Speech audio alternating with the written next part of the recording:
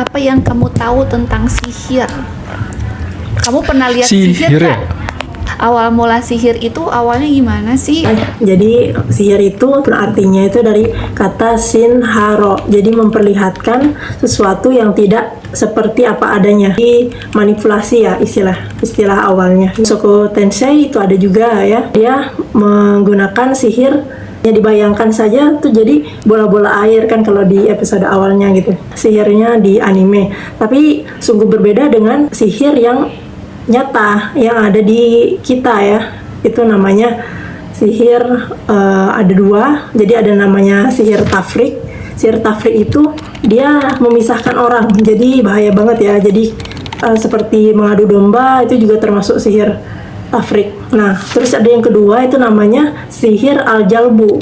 Itu dia kebalikannya, jadi mahabbah, kemudian cinta semu ya, seperti itu. Kemudian agar tertarik, atau bisa bahasa awamnya itu namanya pelet. Kalau di Islam itu ternyata ada dua, al tafrik sama al jalbu gitu. Tapi sebenarnya nih, yang di dunia fantasi itu beneran ada nggak sih? Sihir tuh yang kalau anime yang viral itu fairy tale. Tapi fairy tale tuh sistem sihirnya ada yang diajarin, ada yang dia memang ya muncul sendiri ya. Ada yang makan lakrima ya, ada. Jadi kalau diajarin tuh berarti dari naga ya. Jadi kayak kalau di fairy tale dulu si Natsu ya, itu punya sihir Dragon Slayer ya. Dia tuh diajarin dari naga gitu. Jadi diturunin dari naga, diajarin dari naga, kemudian mereka punya sihir yang bisa entah itu mengeluarkan api, angin, atau tergantung kemudian naga apa begitu ya. Juga kalau si Lucy itu dia punya sihir ya, tapi sihirnya tuh sihir tentang bintang ya, rasi bintang ya. Dia bisa ngeluarin ya, berbagai macam bentuk rasi bintang ya, dibentuk makhluk begitu. Jadi kayak memanggil makhluk begitu ya. Ini kayak relate gak sih kayak di dunia nyata itu?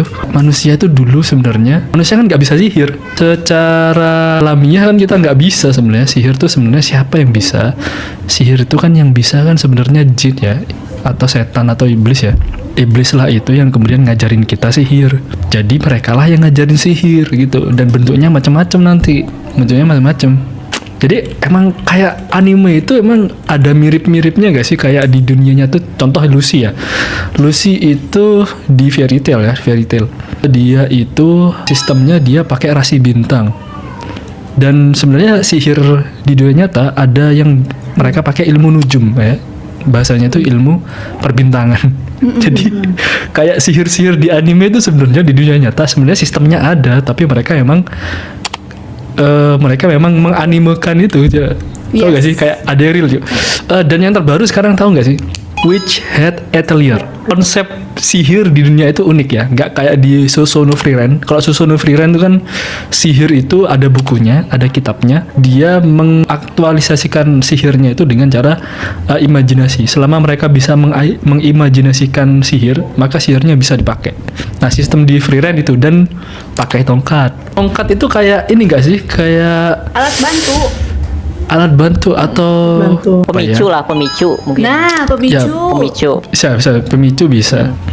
Jadi emang kayak di dunia nyata itu emang relate gak sih dengan yang di anime-anime. Dan di Witch Hat Atelier yang uniknya adalah dia pakai simbol. Jarang loh kemudian anime yang ngasih tahu sihir itu pakai simbol. Rata-rata kan kalau tiba-tiba keluar api, rata-rata tiba-tiba keluar apalah ilusi begitu ya. Tiba-tiba ini hanya dengan cara kekuatan murni. Mereka nggak pakai simbol. Dan banyak dunia sihir itu yang jarang ngasih satu konsep unik berupa simbol untuk mengeluarkan sihir. Dan yang paling keren di Witch Hat Atelier adalah dia pakai simbol. Dan sebenarnya simbol ini di dunia sihir, di dunia nyata itu dipakai loh. Terus aku kan seneng nonton Ustadz Muhammad Faizar, dan beliau itu paling asik kalau biasanya ngajar tentang ilmu wafak ya. Ilmu wafak itu adalah ilmu tentang jimat ya, jimat. Dan jimat itu ternyata dia pakai simbol. Keren dia jimatnya pakai digambar gitu nggak sih sama di? Iya sih. Kalau nggak digambar dia sih? Diukir. Lihat. Iya ya. Jadi aku mikir anime ini kayak di dunia nyata mereka ngelakuin loh. Kayak contoh di Witch Hat Atelier ya, dia itu menggambar simbolnya nggak sembarangan. Jadi mereka harus lurus gitu ya. Tahu nggak ilmu wafak itu? Wafak itu asal bahasanya adalah waf'un. Waf'un itu adalah keserasian, harus harmonis, harus serasi dengan tulisannya begitu ya. Dan tahu nggak sih di WeChat Atelier keserasian itu penting waktu gambar. Jadi garisnya itu, kalau garisnya itu ya dia itu panjang dikit aja, sihirnya itu bisa berantakan. Jadi konsepnya itu ada loh. Di anime itu dipakai konsepnya di dunia nyata itu ya, sihir di dunia nyata dipakai. Jadi kalau ilmu wafak dia memang harus serasi tuh. Dan memang ada ilmunya di ilmu wafak itu ada lafzi, ada adadi, ada harfi ya, ada yang pakai huruf, ada yang pakai angka, ada yang pakai lafaz. Intinya mereka pakai itu semua dengan simbol ya, entah itu ada segitiga atau pakai kotak dengan kolom 3. Jadi dengan perhitungan matematis dan harus serasi. Dan itu dipakai di WeChat Atelier. Kenapa aku kok antusias banget ya kalau di WeChat? Karena relate-nya itu ya, relate banget. Kayak kemana-mana mereka itu akan bawa satu kertas, satu buku itu, kertas itu yang isinya simbol. Kayak mereka bawa jimat. Gitu. Jadi kayak kemana-mana mereka selalu harus bawa kertas itu. Lah kenapa? Karena di konsep anime WeChat Atelier tuh dia ada aturan di mana mereka tuh tidak boleh mengukir sihir di dalam tubuh. Jadi kalau ke badan tuh gak boleh. Makanya mereka harus menulis sihirnya itu di kertas gitu. Makanya kemana-mana mereka akan bawa satu kertas yang isinya simbol, yang persis jimat gitu. Kan di animenya aja ya, kayak belajar sihir tuh kayak belajar gambar, tau gak sih? Gambarnya harus lurus, jadi kayak orang lukis loh, tangannya harus rapi. Mereka harus punya rumus ya, mereka ngumpulin berbagai simbol, terus mereka simpen di kertas, mereka hafalin, kalau misalnya butuh dia keluarin sihirnya, kayak gitu ya. Iya, mereka harus gambar dulu, jadi gak seinstan kayak dunia sihir yang lain-lain. Kalau yang lain-lain kan mereka ya tinggal tembak aja, tinggal pakai sihir dia keluar. Kalau di WeChat Atelier dia harus gambar. Dia kalau nggak gambar nggak keluar. Kehidupan sehari-hari yang memang terjadi di lingkungan kita sebenarnya, kayak gitu yang di WeChat Atelier itu. Coba kalau di dunia nyata mereka kalau pakai jimat pasti pakai simbol kan. Di dunia nyata tuh. Coba ini aku punya jimat, dibuka jimatnya pasti ada bacaan-bacaan gitu kan. Yes. Lafaz-lafaz pakai bahasa Arab, terus ada simbol-simbolnya. Ya itu namanya ilmu wafak yang mengcopy konsep dunia nyata kan. Termasuk di anime ternyata di dunia anime itu konsep mereka itu ternyata juga ngopi loh. Mencontoh di konsep dunia nyata juga. Ternyata di dunia nyata ada sihir. Wes gitu. Sebelum mereka mencontoh, anime mencontoh, film mencontoh, semua yang terjadi di film atau di anime semuanya itu terjadi di dunia nyata, cuman banyak gimmick kalau mereka tuh dibuat jadi fantasi. Jadi sebenarnya emang itu tuh nyata. Kalau sihir itu kan base-nya itu kan dunia nyata ya. Sementara karya-karya sekarang itu seperti anime, terus film segala macam itu kan ngambil konsep ya. Nah, di mana konsep itu kan tadi banyak dijelasin dulu sama Kak Abun. Salah satunya anime tadi ya, The WeChat Atelier tadi. Sebenarnya kalau untuk sihir itu sendiri, kalau dilihat maslahat ya, kalau kita sebagai muslim itu sebenarnya nggak ada maslahatnya gitu. Terutama kalau tadi kita ngacunya ke poin awal bahwa sihir itu kan ilmu yang diajarkan jin ya kepada manusia gitu. Jadi intinya kalau untuk sihir itu kenapa bisa relate? Karena ambil konsepnya tuh biasanya yang konsep-konsep yang bahagia sih kalau lihat ya. Karena terutama kalau genrenya fantasi, kayak misalnya nanti ada sihir-sihir yang bisa menolong orang, bangkitin darah lagi gitu, naik lagi dan segala macamnya. Itu kan sebenarnya menyelamatkan dunia segala macam. Itu kan dilihatnya tuh kan yang baik-baiknya gitu ya. Sementara sebenarnya kalau diambil dari relate-nya dunia nyata kan kebanyakan sihir itu dipakainya untuk merusak manusia itu sendiri gitu. Cuman entah ada tujuan lain, mungkin konsepnya itu diputar 180 derajat. Jadi ada dua versi nih, ada versi yang sihir baik, sihir jahat juga.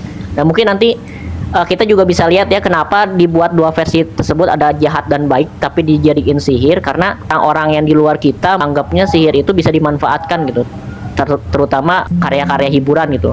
Padahal kalau kita sebagai muslim kan tahu sendiri bahwa sihir itu tidak bisa dimanfaatkan kecuali hanya untuk keburukan manusia itu sendiri. Untuk sihir sendiri itu sebenarnya dari awal Allah ciptakan di dunia ini udah ada gitu. Cuma ilmunya ini kita sebagai fitrahnya nggak bisa nguasain karena eksklusif untuk bangsa jin aja gitu, kayak gitu mungkin. Oh, jadi haram ya katanya gitu ketika seseorang itu mempelajari sihir, apakah betul? Betul ya, memang haram dan tidak dianjurkan karena itu akidah kita, taruhannya iman kita. Karena kalau misalnya kita melihat fondasi sihir itu ya, fondasi sihir itu kan ada 4 nih. Ini sharing dulu ya. Fondasi sihir itu ada 4. Yang pertama karena izin Allah. Izin Allah itu ada 2. Izin kauni, kemudian izin din syar'i. Jadi ada 2 itu sebagai ujian ya. Yang pertama dapat izin tapi belum tentu diridoin Allah gitu. Jadi dapat izin tapi belum tentu diridoin Allah, itu namanya izin kauni. Jadi contohnya nih, ketika zaman Nabi Sulaiman ya, ataupun zaman Nabi Idris ya, sebelum itu dia mendapatkan izin dari Allah. Yang para penyihir-penyihir itu ya dapat izin dari Allah, tapi dia tidak diridhoi Allah. Seperti contohnya lagi ketika setan meminta Allah untuk menyesatkan manusia di bumi sampai hari kiamat, itu kan Allah izinkan tapi tidak diridhoi, seperti itu contohnya. Kemudian yang kedua, ilmu sihir itu bergantung pada kedalaman ilmu si penyihir. Jadi ada ilmu tanzim tadi ya udah disebutin Kak Habun itu ya, ada ilmu wafak, ada ilmu azaim, jadi mencocokkan huruf gitu ya, ilmu perbintangan, terus ada lagi mantra-mantra untuk memanggil raja jin, seperti itu. Jadi itu contoh itunya, pondasinya ya. Kemudian yang ketiga itu kekufuran tukang sihir. Jadi dia menghambakan diri kepada setan atau jin dengan melakukan ritual-ritual yang kotor.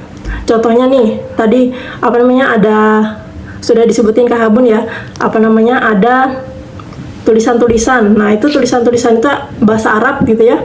Itu bahkan dijadikan pembalut ataupun dijadikan alas kaki, seperti itu. Belum lagi ditambah darah ya, seperti itu. Kalau untuk praktek sihirnya, karena kan sudah melakukan kekufuran, nah itu dia sebagai persembahannya melakukan kekufuran, berzina, kemudian apalagi tuh menistakan Al-Quran gitu ya, seperti tadi dijadikan alas kaki ataupun pembalut, itu kan sangat tidak baik sekali gitu ya.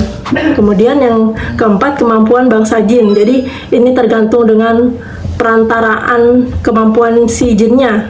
Ada jin yang tinggi banget itunya sihirnya, ada yang sedang, menengah, dan lainnya. Nah itu ya.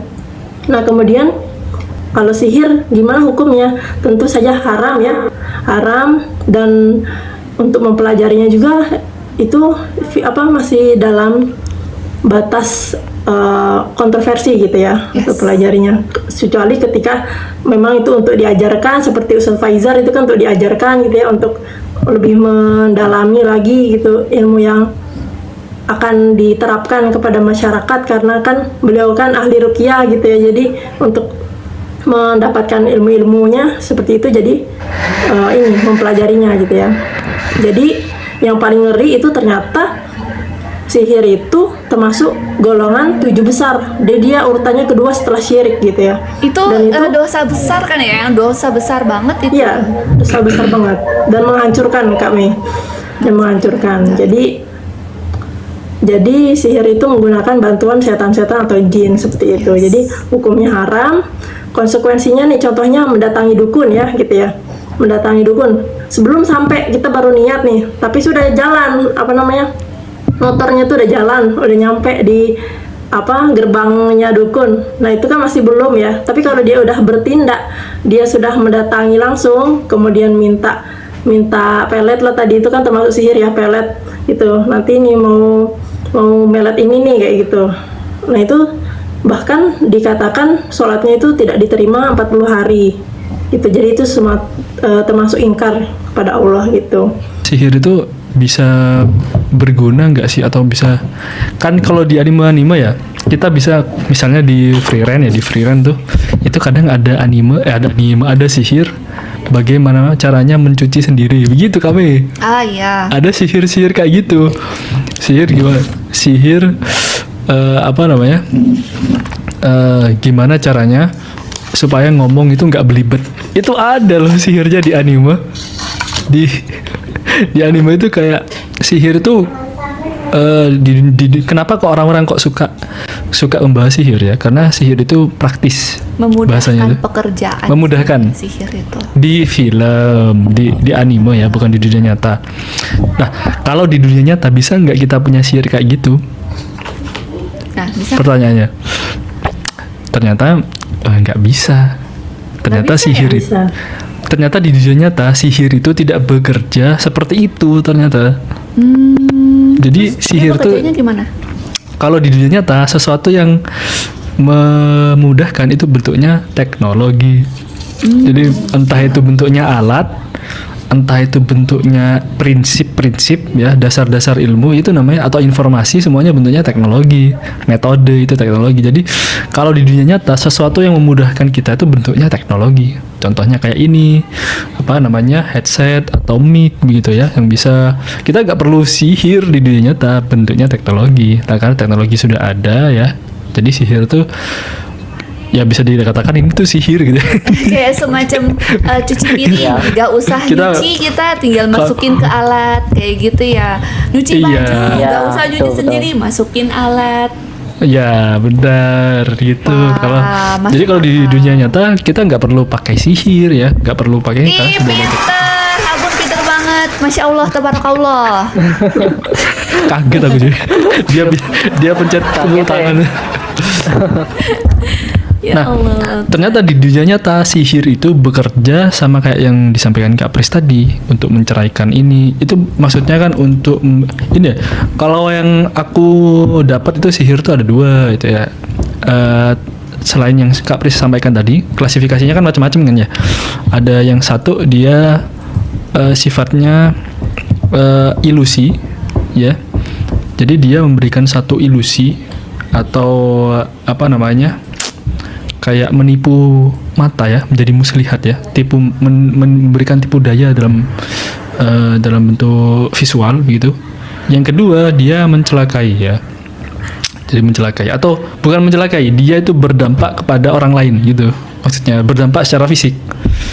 Nah, yang satu bentuknya ilusi, yang satu berdampak secara fisik. Jadi sihir dalam konteks dunia nyata itu semuanya bentuknya menyerang gitu, tidak dalam bentuk praktis untuk keseharian. Ternyata dalam dunia nyata itu tidak seperti itu. Yaitu ada yang bahasanya tuh ada sihir hakiki atau sihir tidak hakiki. Yang tidak hakiki ini bentuknya ilusi. Contohnya apa? Contohnya waktu ini loh, ketika Nabi Musa dipertemukan dengan Firaun dan kemudian ditantang untuk melawan penyihir-penyihirnya Firaun dengan mengeluarkan ular itu loh. Jadi kan penyihir-penyihir Firaun itu ngelemparin tongkat jadi ular kan? Iya. Tapi sebenarnya itu trik aja kan, ilusi itu sebenarnya. Jadi kayak dia tuh ilusi saja sebenarnya, seolah-olah itu ular padahal bukan gitu. Penyihir-penyihir Firaun itu menggunakan sihir ilusi. Nah, sedangkan punya Musa ketika dilemparkan tongkat, punya Nabi Musa alaihissalam dia berubah jadi ular sungguhan gitu. Makanya penyihir-penyihir itu nantinya jadi beriman gitu. Karena dia tahu ini bukan sihir, ini sungguhan. Iya. Jadi beda antara sihir sama mukjizat itu beda. Kalau mukjizat itu pasti karena asal katanya ajaza, mukjizat itu ajaza itu kan lemah. Jadi mukjizat itu adalah sesuatu yang melemahkan. Iya. Jadi kalau orang nonton mukjizat itu rasanya kayak lemah gitu ya, nggak punya apa-apa. Contoh ya, selain ularnya Nabi Musa, mukjizat dari nabi-nabi yang lain, contohnya apa? Nabi Isa dia bisa menghidupkan orang mati gitu ya. Itu kan bukan itu mukjizat. Mukjizat. Bisa. Kan karena seorang nabi begitu. Astagfirullah. Nah, kalau dokter nonton itu dia langsung lemas gitu ya. Pengobatan mana yang bisa ngidupin orang mati? Gak ada begitu ya. Justru itu adalah ilmu medis yang selalu dicari itu, ngidupin orang mati, tapi nggak ada yang bisa. Nah, itu namanya ajaza, mukjizat, melemahkan. Ketika Nabi Musa melemparkan tongkatnya dalam bentuk ular, dia ajaza, dalam melemahkan itu ya.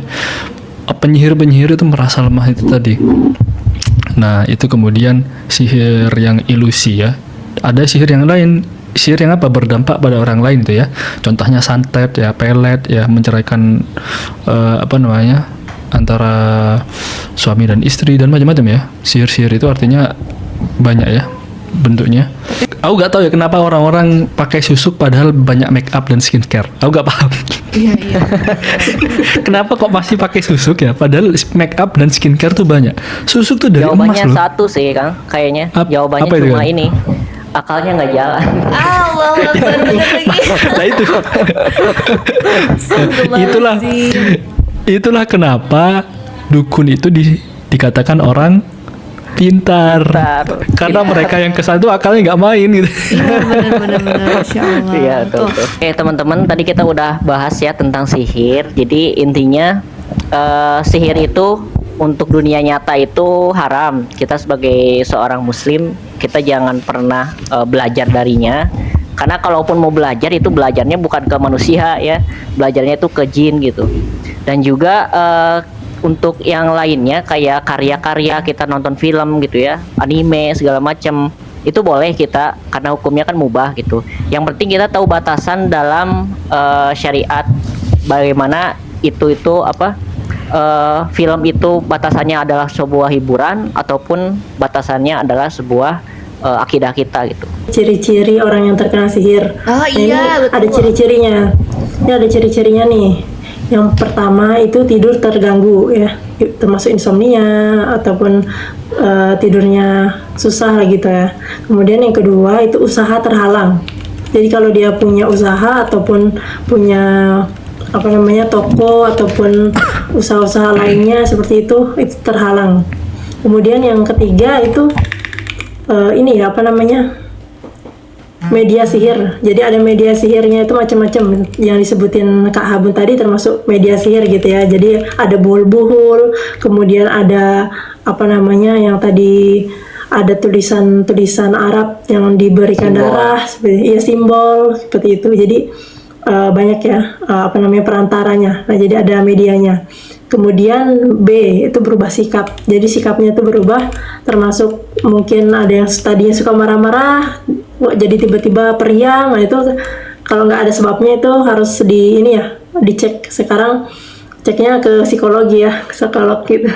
Kemudian ada lagi apa namanya anomali penyakit. Jadi penyakitnya itu bisa dikatakan berputar-putar ya. Jadi dia nggak sembuh-sembuh dari penyakitnya ataupun susah diobati, bahkan di medis pun tidak diketemukan gitu ya. Mau udah di ronsen, udah di CT scan dan lain-lain tapi tidak ditemukan. Nah kemudian yang terakhir itu lingkungan terganggu. Jadi lingkungan yang orang kena sihir itu biasanya ada macam-macam ya. Kalau saya pernah lihat podcastnya yang Ruben Onsu sama Ustadz Faizar gitu ya. Nah itu rumahnya itu setiap hari sholatnya berpindah-pindah gitu. Karena ada aja yang datang kayak gitu istilahnya. Kalau dia yang Ruben Onsu dengan Ustadz Faizar gitu. Jadi setiap hari didengarkan murotal Al-Quran. Nah jadi mungkin sebagai closing statement juga termasuknya ini ya. Jadi kita yang pertama itu doa dan zikir. Jadi zikir pagi petang atau al-maksurat itu kita rutinkan ya. Itu untuk melindungi kita juga dari pagi sampai malam gitu ya. Kemudian ayat kursi atau dia khususnya dalam Quran surat Al-Baqarah ada yang menyebutkan semuanya, ada yang menyebutkan pertengahan, ada yang menyebutkan akhirnya gitu ya, atau bahkan yang ayat kursi aja gitu ya. Nah itu bisa diamalkan. Kemudian yang terakhir itu adalah kekuatan iman kita. Jadi kalau misalkan kita ada terasa terganggu dalam tubuh kita, seperti yang tadi sudah saya sebutkan gitu ya. Yang pertama datang ke psikolog dulu gitu. Kalau kita secara teknologinya gitu ya, teknologinya secara modernnya gitu. Jadi kita datang ke psikolog dulu, kemudian baru ke psikiater kalau misalnya memang dirasa sangat berat gitu ya. Jadi nggak tertangani lagi dengan psikolog gitu. Aku tuh sama kayak tadi ya, bahwa sihir di dunia fantasi itu indah, tapi tak seindah di dunia nyata ya teman-teman. Jadi sihir itu kalau di dunia fantasi emang kayak excited banget ya. Jadi kayak sepraktis itu ya. Tapi di dunia nyata tidak sepraktis itu, teman-teman. Tidak mungkin ya penyihir itu melakukan ritual sihir yang begitu kejinya ya. Jadi pakai tumbal lah, pakai darah ya, atau sudah belajar simbol-simbol ini semuanya kufur kepada Allah, kemudian jadi pengorbanan untuk melakukan sihir itu besar ya, dan mereka sudah pasti masuk neraka. Tapi sihirnya cuma buat nyuci piring, nggak mungkin. Jadi sihirnya tuh buat cuman cuci baju, nggak mungkin gitu, atau cuman buat nyapu sihirnya, nggak mungkin.